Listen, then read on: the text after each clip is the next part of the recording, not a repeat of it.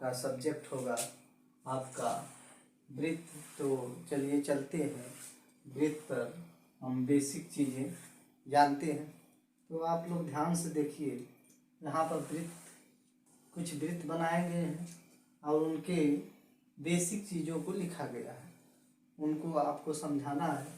जैसे यहाँ वृत्त है, तो वृत्त सबसे पहले आप जानिए वृत्त होता क्या है। वृत्त बिंदुओं का एक बिंदुपथ होता है। वृत्त क्या होता है? बिंदुओं का एक बिंदुपथ होता है, ठीक है, जो एक निश्चित बिंदु से बराबर दूरी पर होते हैं। या कह लें कि निश्चित बिंदु से बराबर दूरी पर बिंदुओं के बिंदुपथ को हम वृत्त कहते हैं। तो समझ में आ गया होगा वृत्त किसे कहते हैं? किसी निश्चित बिंदु से समान दूरी पर बिंदुओं के बिंदुपथ को हम वृत्त कहते हैं। तो इस तरह से आपका यहाँ वृत्त बन गया। यह वृत्त में आपको दिखाया गया है कि यह जो वृत्त का बाहरी हिस्सा है, इसको हम क्या कहते हैं? यह वृत्त के जो यह बाहरी हिस्सा है, इसको हम परिधि कहते हैं। क्या कहते हैं? परिधि। और यह परिधि बराबर होता है, परिधि का मतलब वृत्त का यह बाहरी लंबाई, परिमाप भी कर सकते हो आप। तो यह जो है परिधि होता है, और उसको हम 2πr, इसकी जो लंबाई है, जो दूरी होती है, कितनी होती है? 2πr होती है। r क्या है? r यहाँ दिखाया गया है, r त्रिज्या है।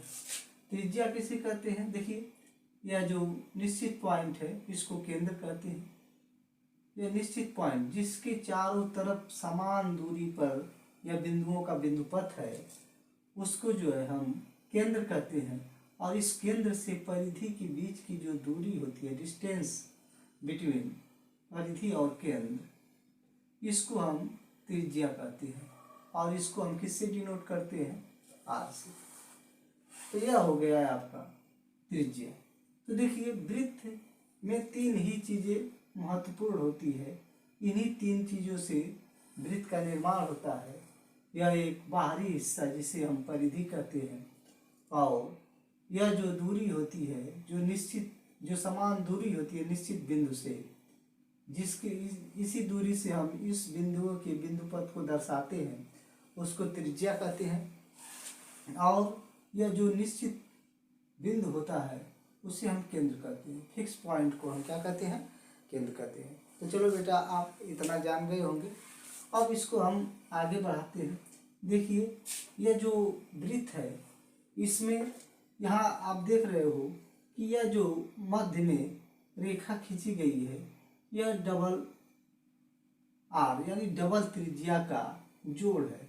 एक त्रिज्या इधर और एक त्रिज्या इधर, दोनों समान है। दोनों समान है, चूंकि हम त्रिज्या को r से ही लिखते हैं, तो यह भी r है, यह भी r है। और यह दोनों त्रिज्याओं का जो जोड़ होता है, योग होता है, हम उसे क्या कहते हैं? व्यास। यानी 2r, r + r बराबर 2r। यहाँ से यहाँ P1 और P2 के बीच की जो डिस्टेंस, दूरी होती है, उसको हम 2r कहेंगे। 2r का मतलब 2 गुणे त्रिज्या, त्रिज्या का दुगुना, त्रिज्या का दुगुना। त्रिज्या के दुगुना को हम क्या कहते हैं? व्यास कहते हैं। क्लियर हो गया?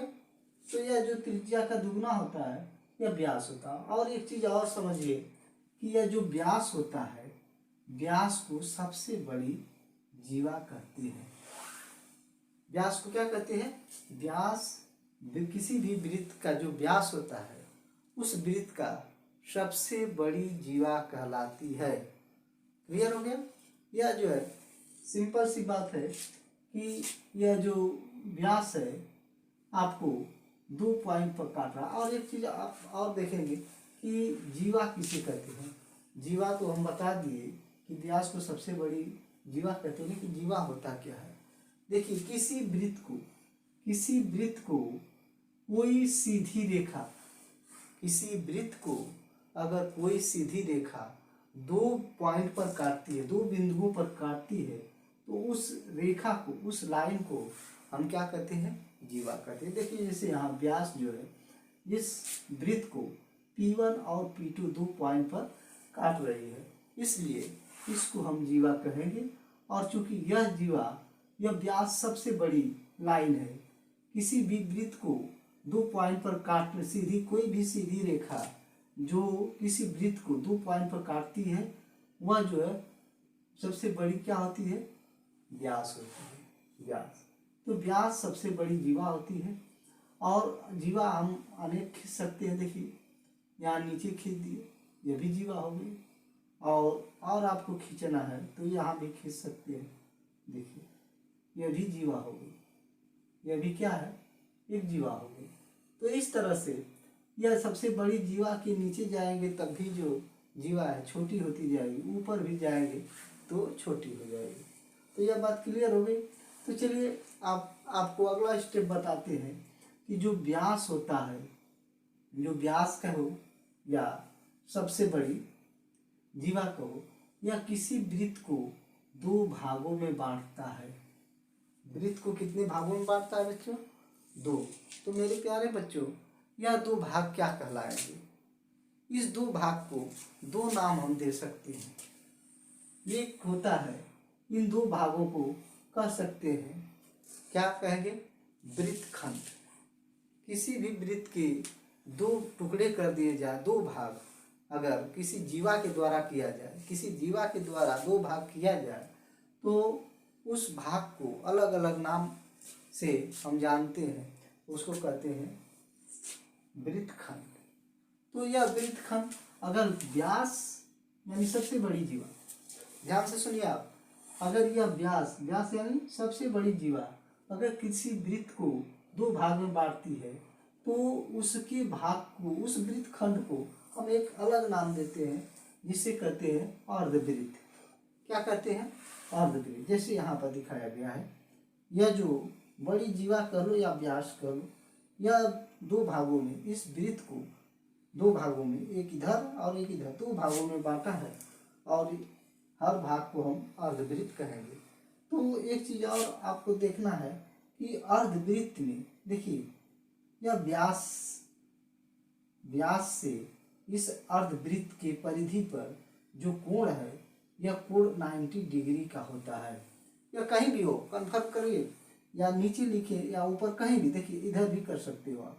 यह देखिए, बस एक भुजा आपको यह लेना है, व्यास लेना है। व्यास से यह व्यास, किसी व्यास से, या बड़ी जीवा कर लो, सबसे बड़ी जीवा या व्यास से अर्धवृत्त पर, अर्धवृत्त की परिधि पर कहेंगे बेटा, यह परिधि है, अर्धवृत्त की परिधि पर जो कोण बनता है वह 90 डिग्री होता है। देखो यह भी 90 डिग्री, यह भी 90 डिग्री। नीचे भी आप बना सकती हो, देखिए यहाँ भी हो सकता है, यह 90 डिग्री।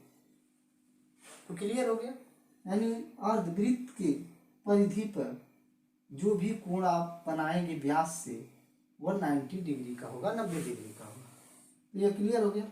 अब देखिए, अब आगे चलते हैं। अगर व्यास के अलावा यह जो जीवा है दूसरी जीवा हो, छोटी जीवा हो गई, सबसे बड़ी जीवा तो व्यास होती है, और उसके बाद हम नीचे चलते हैं तो यह छोटी जीवा हो जाएगी व्यास से, यह लाइन हो जाएगी P1 और P2, यह दो भाग में काट दिए, इसको जीवा कहेंगे, या जीवा वृत्त को दो भाग में काट दिया है, दो भाग में बांट दिया है।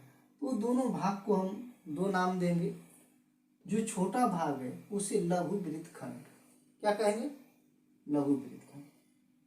तो इसी तरह मेरे प्यारे बच्चों, अगर छोटे वाले भाग को लघु वृत्तखंड कहेंगे तो आप, सिंपल बात है, आप बता दोगे कि बड़े भाग को क्या कहेंगे, बड़े भाग को क्या कहेंगे, दीर्घ वृत्तखंड। कॉमन सी बात है।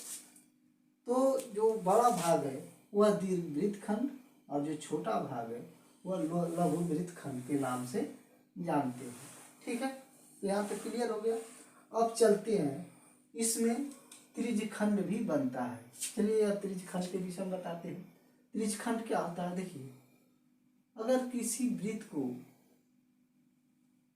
त्रिज्या द्वारा, किसी वृत्त को त्रिज्या द्वारा, देखिए यह त्रिज्या है यार, यहाँ भी यार, किसी वृत्त को अगर त्रिज्या के द्वारा काट दिया जाए, त्रिज्या के द्वारा काटा जाए, तो यह जो भाग होता है इसे त्रिज्यखंड कहते हैं।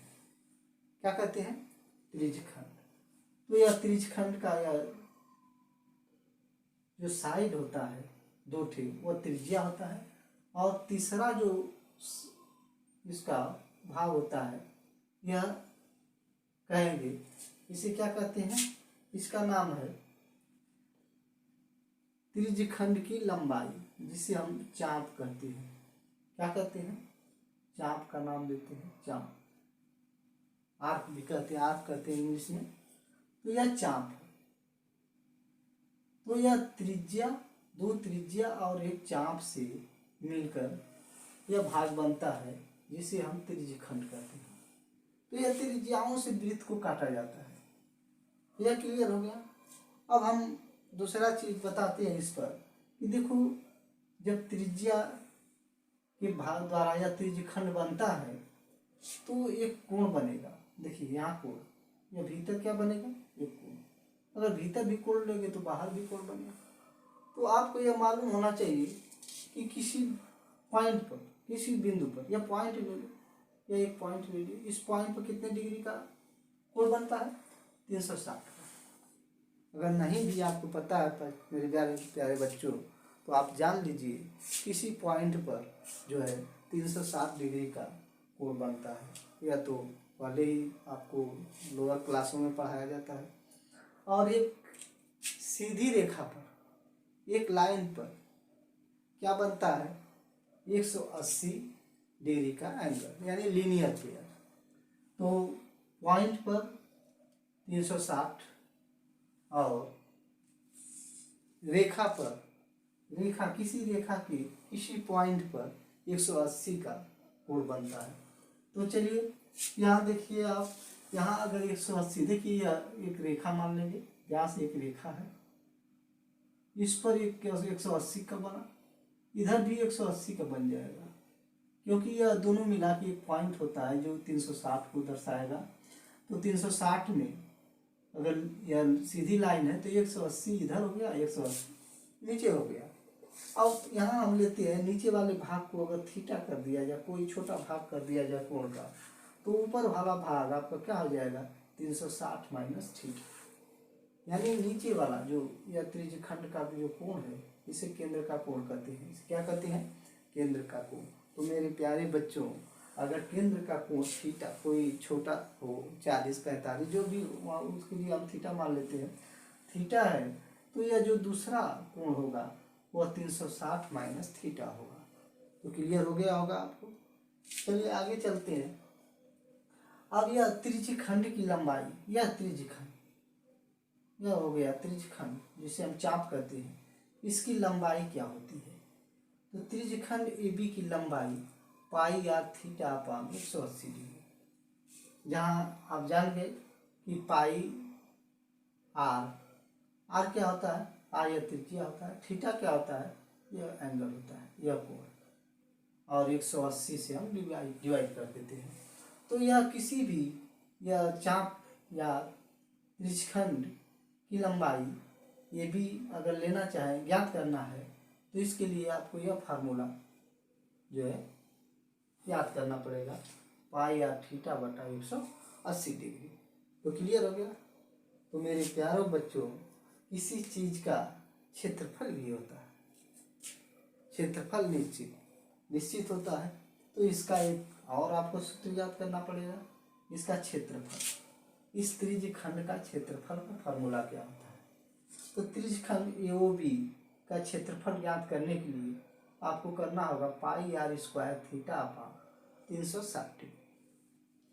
चलिए इतना है आपको, यह बेसिक चीज़ें अगर आप याद कर लेते हैं तो कोई क्वेश्चन करने में आपको दिक्कत नहीं होगी।